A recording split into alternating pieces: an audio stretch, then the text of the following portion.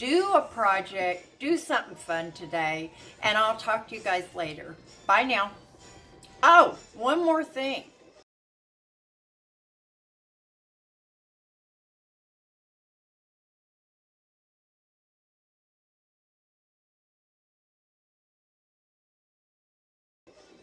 A couple of people have said, Debrajoy, I think you're manic.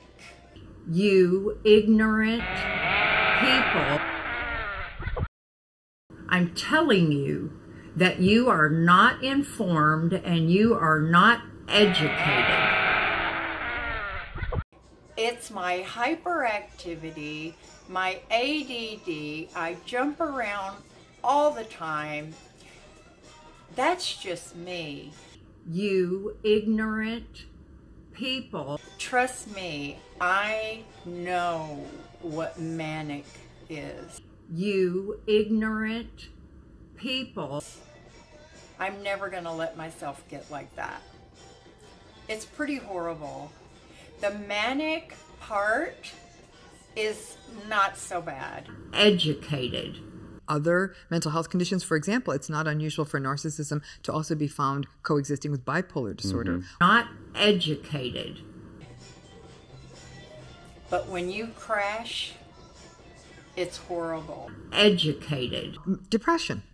Interestingly, narcissism and depression can hang out together. A lot of it is that insecurity and that emptiness. It's not unusual to see those two kind of hanging out together. Not educated.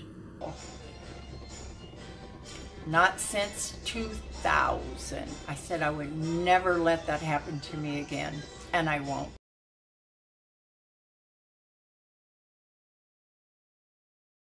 So we bought the house, we moved in on April Fools of 2000. We lived there happily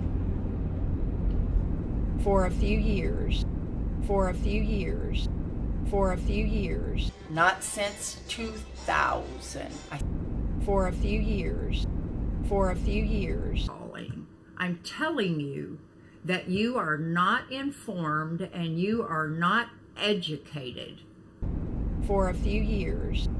And then my medication was not working well.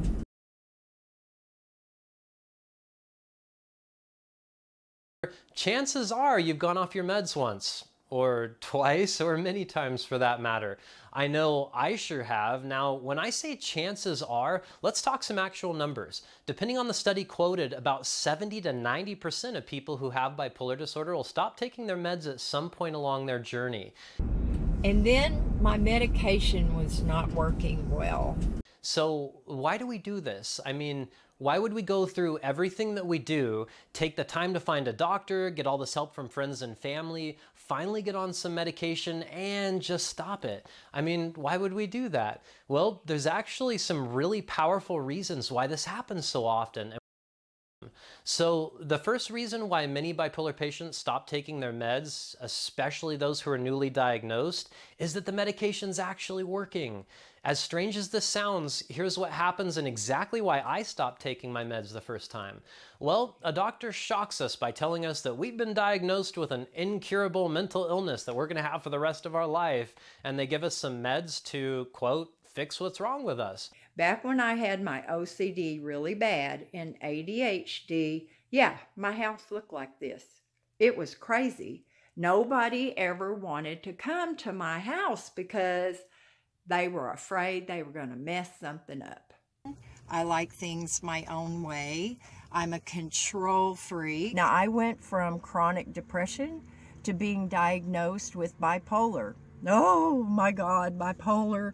While we're still working out the details of all of this in our heads about this life-changing diagnosis, the meds start to work. We start to feel better, more stable, and we start to see things more clearly. Now, imagine how easy it would be when someone who is newly diagnosed is toying with thoughts like, Was I misdiagnosed? Maybe they got it wrong. I'm just moody sometimes. There's no way I'm mentally ill. When somebody's thinking things like that and then they start to feel better, how easy is it to think, I'm cured, I feel better, and I don't need these expensive, stupid pills that remind me of my shocking diagnosis every day. And I realize I had forgotten to go back and get my prescription. Now, I take 2 things for my chronic depression and bipolar. And so when you have a mental illness, brain dysfunction, I like to call it, it's very, very important for you to take your medicine. And then my medication was not working well.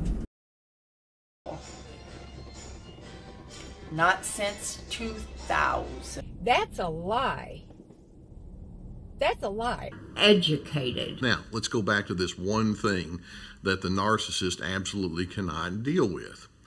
And that is, there's a certain truth about human nature that they'd like to just kind of write out of the truth books. The truth is, you have a free will. You're free. Now, that's something that the narcissist doesn't want you to remember or to know.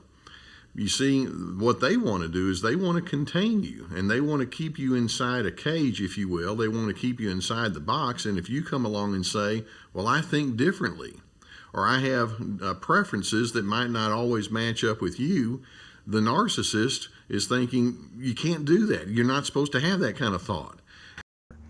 Let me tell you, shut your mouth.